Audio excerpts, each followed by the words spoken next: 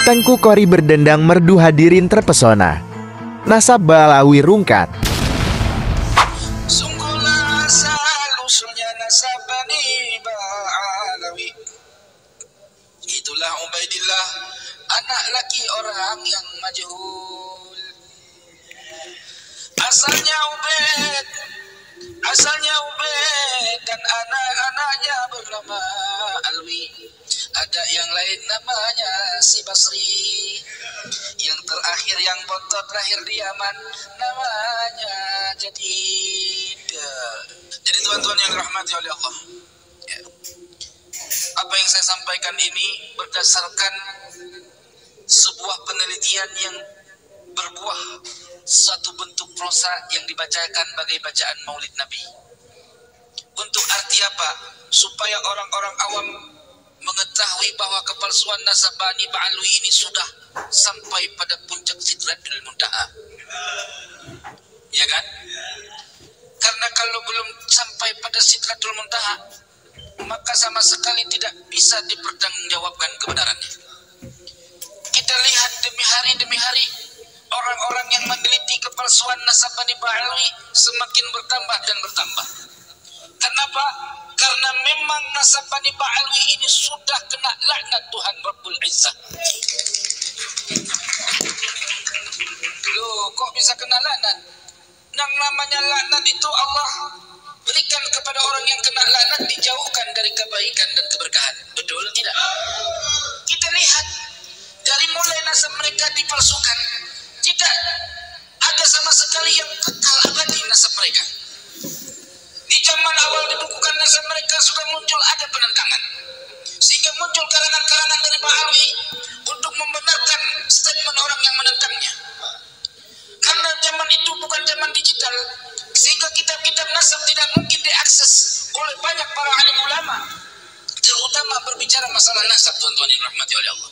Pada saat Ali As-Sakran membukukan kitab manakibnya, di mana di situ dia awal mula menceritakan bahwa saya memahami setelah membaca kitab-kitab yang namanya Kitab As-Suluk dan Al-Awaji karangan Imam Al-Janadi, di situ saya memahami bahwa engkong saya namanya Ubaid. Lalu saya memahami daripada Ubaid itu adalah merupakan tasghir daripada Abdullah. Lalu Abdullah itu merupakan tasghir daripada Ubaid. Lalu Ubaid menjadi Ubaidillah. Kalau kita pahami begini tuan-tuan, Abdullah ditasghir menjadi Ubaidillah, Ubaidillah dibuang mudhaf ilaih jadi Ubaid. Ini adalah asumsi yang tidak dapat dipertanggungjawabkan tanpa referensi. Nabi Muhammad SAW punya ayah namanya Abdullah. Nabi Sayyidul Mursalin, apakah Nabi tidak mempunyai sifat-sifat ketawaduan? Apakah anda yakin bahwa seorang yang namanya Abdullah adalah orang yang sombong? Bukankah ayah Nabi, engkong Nabi, sampai ke atasnya adalah tercipta daripada sulbi yang bersih, yang suci, sehingga lahirlah baginda Sayyidul Anam Muhammad sallallahu alaihi wasallam. Maka tuan-tuan yang dirahmati oleh Allah, kalau orang belajar tasghir dalam ilmu nahwu, tidak semuanya Ubaid itu dasarnya Ubaidillah. Abdullah menjadi Ubaidillah, boleh jadi Abdul Rahman juga menjadi Ubaidur Rahman, Abdul Uzza menjadi Ubaidul Uzza, lalu dibuang mudhaf ilaih, sama-sama jadi Ubaid. Jelas tidak? Terus siapa sebenarnya Ubaid? Kok bisa dia menjadi Ubaidillah? Apa dalilnya? Ketika kita tanyakan kepada mereka, sejak kapan Abdullah berubah namanya menjadi Ubaid? Mana datanya? Adakah Abdullah mengarang satu kitab menerangkan bahwa dia sudah mentasghir namanya menjadi Ubaidillah? Mana datanya? Inilah ciri nasab palsu. Kalau kita pahami digelar Ubaidillah, ya, Ubaidillah digelar sebagai Al-Imam. Jelas tidak? Imam yang mujtahid. Masa Imam mujtahid tidak ada kitab karangannya? Kalau mujtahid zaman now, betul. Tapi ini mujtahid zaman baheula. Kumaha eta teh? Pusing aing. Tuan-tuan yang dirahmati oleh Allah, coba tanya sama semua Bani Ba'alawi dari yang brojol sampai yang udah mau mati, Itu dia tidak pernah tahu dari mana referensi apa Ubed jadi Ubedillah. Oh tahu dia. Katanya semua. Lalu turun kepada Alwi. Katanya engkongnya tawadu. Kenapa anaknya jadi Alwi? Enggak ditazkir. Harusnya anaknya dengan Alwi. Asbalas sabilin. Aduh, pusing guys. Tuan-tuan yang dirahmati oleh Allah. Nasab Alwi ini nasab yang dibuat-buat.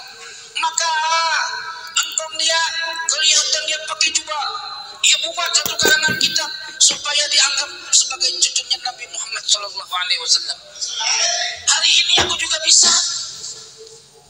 Siapa yang juga bisa jadi cucu Nabi modal sorban? Amal jubah, ceramah kemana-mana. Ambil pena, kutip kitab-kitab orang, jadikan satu kitab. Anda akan dianggap Habib. Apalagi punya murid yang banyak-banyak. Maka murid-murid itu yang menjadi da'inya untuk menyebar kepalsuan nasab Alwi. Di masa-masa itu penyebarannya sangat dahsyat, tuan-tuan. Inilah hadis dari sindiran baginda Nabi Muhammad SAW. Apa kata baginda Nabi? Nanti di akhir zaman akan muncul fitnah sarra. Apa fitnah sarra? Di mana fitnah sarra itu terjadi seorang laki-laki. Emang siapa seorang laki-laki itu? Bukan. Ubed nggak salah. Ubed kan orang yang comot-comotin. Yang salah Ali. Yang mencangkok. Nah, seorang laki-laki itu yang mengaku-ngaku keturunanku, padahal dia bukan keturunanku. Kenapa? Karena orang yang wali Allah adalah orang muttaqun. Artinya keturunan Nabi yaitu wali-wali Allah. Berjalan waktu Allah pelihara nasab mereka sebagai ciri akhir zaman. Buktinya tuan-tuan yang dirahmati oleh Allah, mulai tahun 1995 otak mereka sudah pada error. Terus dari tahun bertahun anak cucu mereka semakin bahlul. Iya, non mati ketemu Pak gak tahu. Macam mana jadi keturunan cucu Nabi? Baca Quran udah jadi imam paling besar di alam dunia. Iya kan? Bismillahirrahmanirrahim. Alhamdulillahirabbil alamin. Arrahmanirrahim. Begitu cara baca Fatihah. Sama marbot di Indonesia nggak ada apa-apanya. Iya, betul. Maka pengen jadi imam Masjidil Haram nggak kepake. Kalau baca Fatihah gitu, coba teman-teman saya begitu nggak masih aman. Tapi boleh dengar bacaan Fatihah saya. Kira-kira bagusan mana? Bismillahirrahmanirrahim. Alhamdulillahi Rabbil Alamin. Ar-Rahmanir-Rahim. Maliki Yawmiddin. Iyyaka na'budu wa iyyaka nasta'in. Ihdinas siratal mustaqim. Siratal ladzina an'amta 'alaihim ghairil maghdubi 'alaihim waladdallin.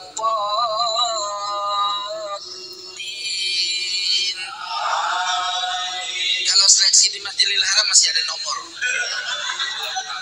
Walaupun nggak kepilih, ya tapi masih ada nomor. Iya kan?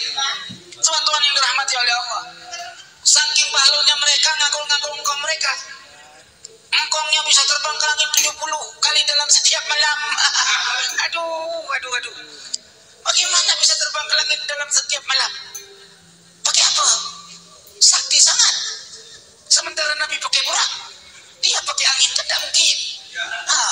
Maka kalau memang betul ada amal pakai mukaddam bisa terbang ke langit Sidratul Muntaha 70 kali dalam setiap malam, sungguhlah Imam Ghazali menceritakannya.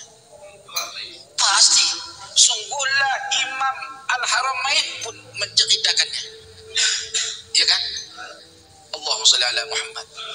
Imam Nawawi mau ditahid fatwa, tidak satu pun kenal dari golongan mereka.